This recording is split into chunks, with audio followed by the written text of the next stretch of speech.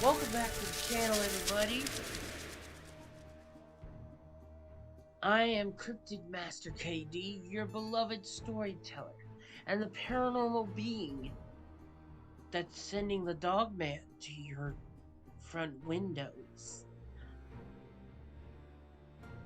In today's episode, we will be discussing one of the most tragic incidents regarding Dogman sightings in a familiar location known across the internet as the land between the lakes. But before we get into the story here, if all of you really enjoy my content and want more, and you guys want more content, please be sure to like, comment, and subscribe to the channel, and please tell me any kind of cryptid you want to see on the scenery. I take all kinds of info.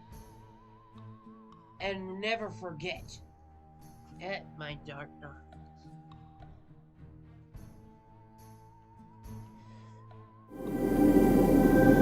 This little baby needs her catnip. Yeah, baby. Alright, now that we got all the mushy stuff out of the way,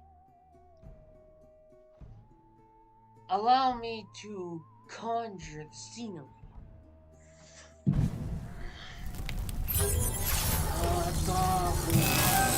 Mount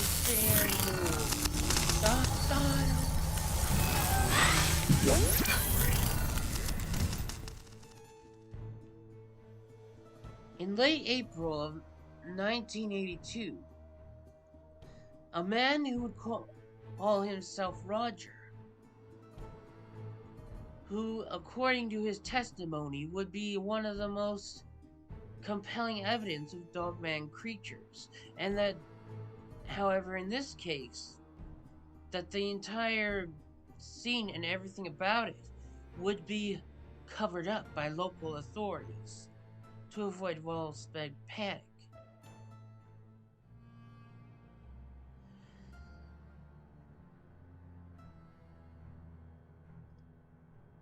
To avoid widespread panic, this was covered up by local authorities.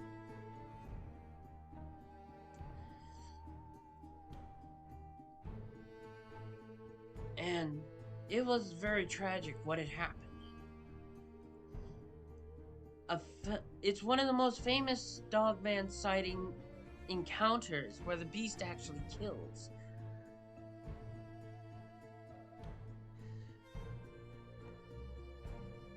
But with that out of the way, let's get into the story.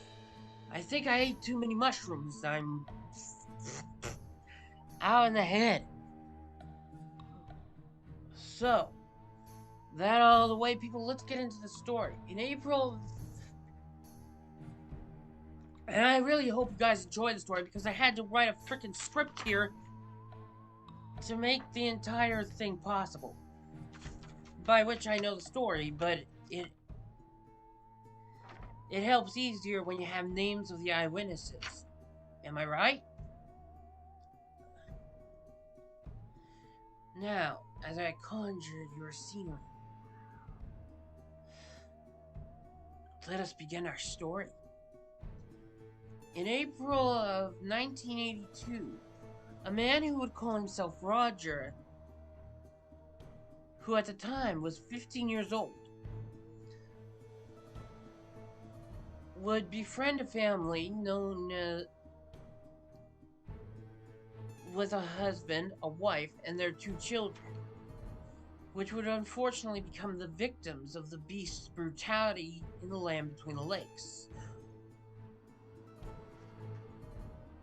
The father of the family, named Levi, and his wife Diane, and their 2 children, Candy and Stephen, invited Roger to go along in the with them on a nearby camping trip in their new motorhome. I think I'll buy my first motorhome when I get a full paycheck on YouTube. I think I will. Gonna use it for Bigfoot investigations, like you all want. And I will be streaming the whole thing, so back to the story.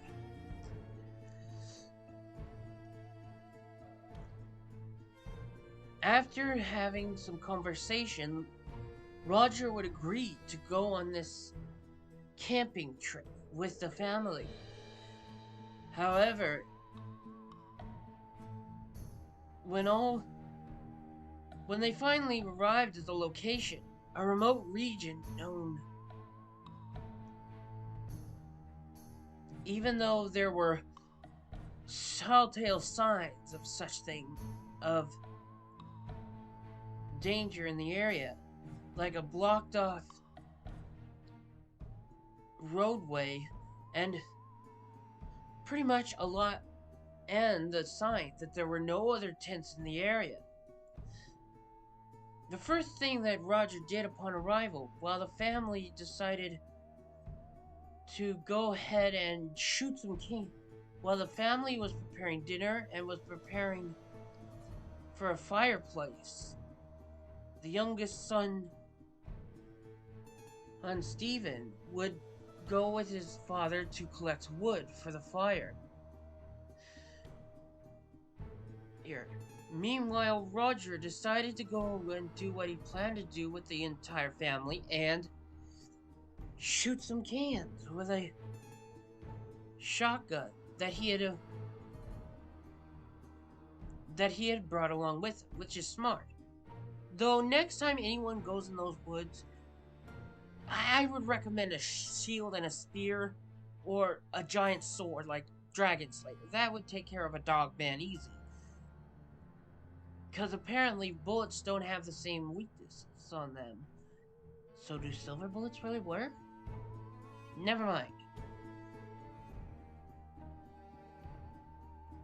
As Roger would go and start shooting cans like he wanted, he was alarmed by some female voices yelling in panic at the front of the RV. They would be screaming in terror. When Roger showed up on the scene, already there was a wolf-like giant, canine-like creature holding the youngest son, Stephen, by his neck and was leaning in to bite at his throat. Just then, Levi, the father of the family, would come in and with a shotgun in his hand and fire at the creature, hitting in the shoulder, causing it to drop Stephen. But the problem was that the gun had been loaded with birdshot rather than shotgun.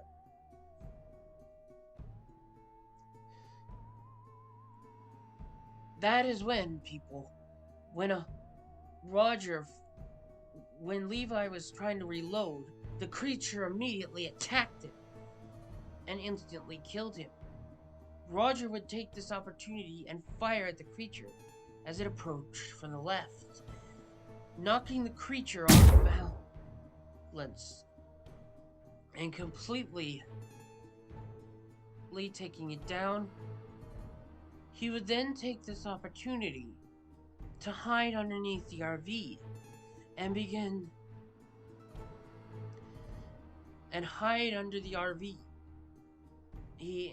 Under the buckled pipes that were below. Smart move, but Roger, why didn't you just warn the family that there was something coming? So they could hide down. One day I'm going to interview him. I'm going to ask questions.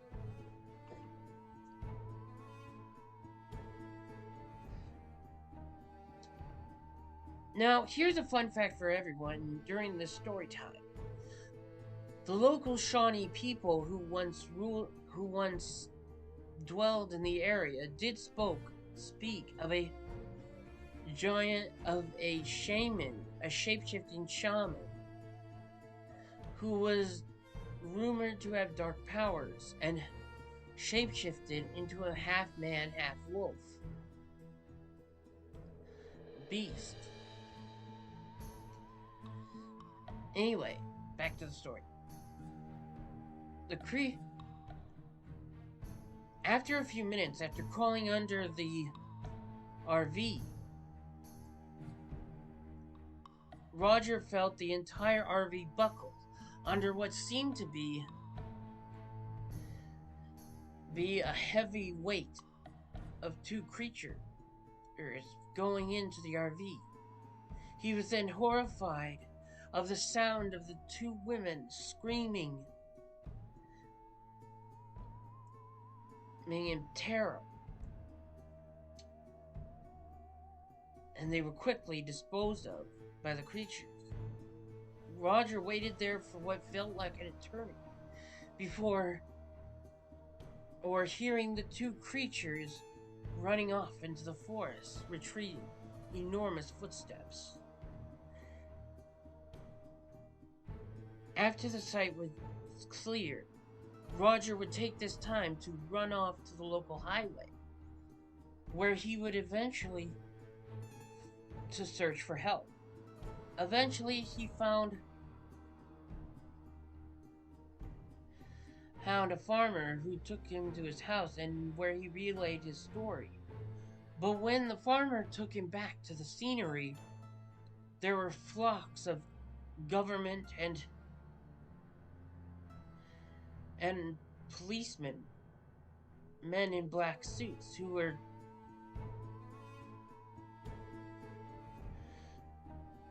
were all on the scene.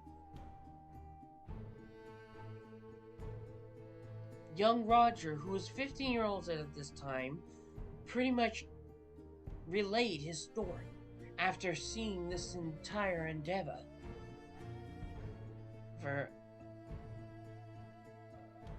Roger would go on to tell his story to these authorities when he mentioned that although the creatures looked canine in appearance, they also had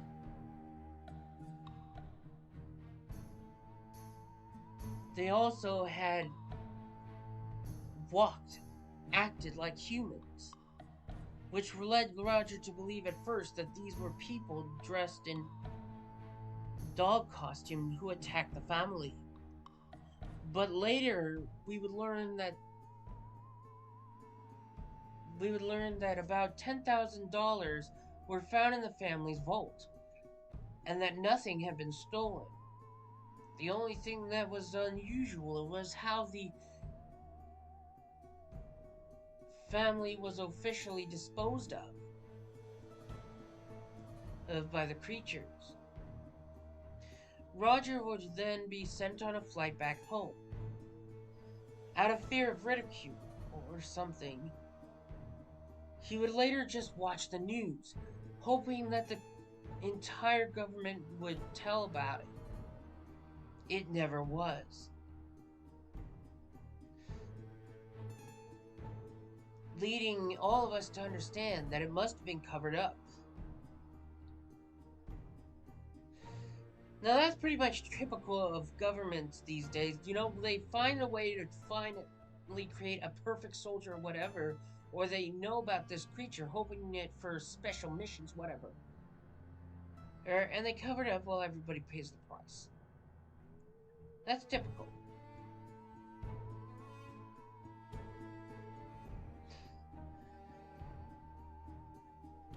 It was only in later 2020 when Roger would unveil his story. Now, unlike the story that was told by the local people across the internet, Roger would relay that though the family were killed brutally, they weren't torn apart or eaten, and that the young girl of the family was not found in a tree, not too far from where she was killed. That she was found where she was killed by these creatures. Now, America's northwood borders and remote regions happen to have a lot of history of phenomena with cryptid sightings.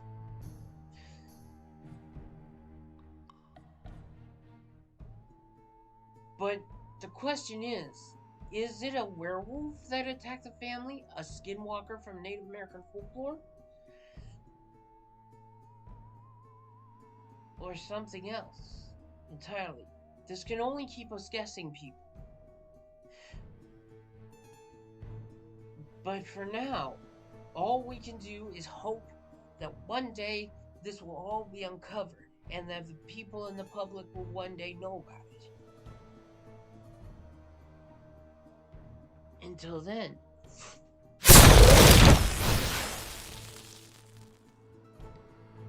I hope you all enjoyed this story.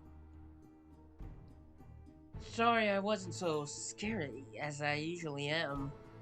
And I'm sorry about the gapping out part. I've eaten too many magic mushrooms. Never do it. Never do it, people. Tune in next time for either tomorrow or the next day. I will be live streaming in 4 unique stories of several cryptid encounters that I will have to work on later. Without all the way, people, I hope you enjoyed the story, and please. Now wait, why does that sound like a government plane riding overhead? Oh shit! Hurry, like, comment, and subscribe, people. Is that out of the way? Peace out!